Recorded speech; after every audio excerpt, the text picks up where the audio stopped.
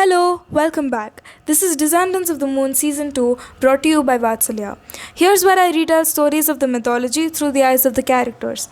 If you like these stories, then don't forget to subscribe and follow the podcast for regular updates. Here's a short recap. Kuru had a son Vidrut and his successor was Pratipa. Some stories say that Ganga requested Pratipa to marry her, but instead he requests her to marry his son Shantanu. There's an alternating story to this, so there are three small stories, and in the end, they all connect and make sense. Let's start with today's episode Love Through Life and Death. Story 1 Point of View Ganga. Many ages ago, before Ganga came down to earth, she actually used to be a very holy river which flowed only in the heavens. One day, sage Durvasa was taking a bath in the waters of Ganga. Suddenly, a gust of wind blew away the clothes of the sage. Ganga rudely laughed and mocked at him. Angered by her immaturity, Durvasa cursed that she would have to flow on earth. Ganga begged for forgiveness. The sage then cooled down a bit and said that whoever took a dip in her waters would be freed from all of their sins. Story number 2 Point of View Nandini. Nandini was the wish-giving cow who resided in sage Vasishta's ashram. The 8 Vasus are the children of Aditi and sage Kashyapa. They had once come to visit the sage. The wife of Prabhasa, one of the Vasus, looked at Nandini. Her eyes gleamed with the desire to possess the cow. Prabhasa and the other Vasus secretly stole the cow. Nandini could have defended herself if she wanted to, but she wanted Vasishta to find out and punish them.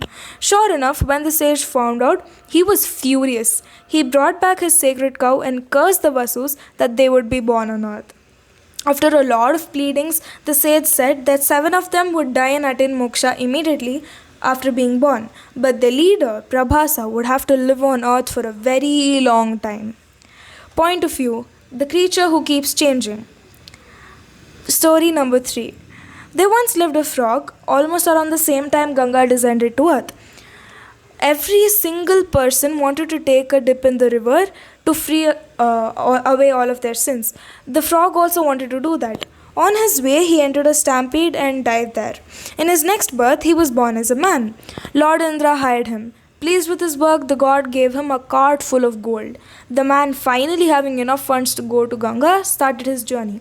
However, his bullocks died on the way. He prayed to Lord Surya to help him out. He promised half of his cart of gold to the god. Gladly, Surya helped. The man took a bath in the waters, and doused in happiness, he forgot about his promise and donated all of the gold in the river. When the sun god found out, he was extremely angry. He cursed the man and turned him into a jackal. Point of View Ganga. The jackal lived on the banks of the river and took a bath every day in it. One day, Ganga appeared in her human form. She came out of the river and started walking away. After some time, she saw a jackal following her. She was terrified. She went to a sage to seek his help. The sage ordered his disciples to kill the jackal. They killed the animal and burnt its body. The ashes carried a sal tree's seed.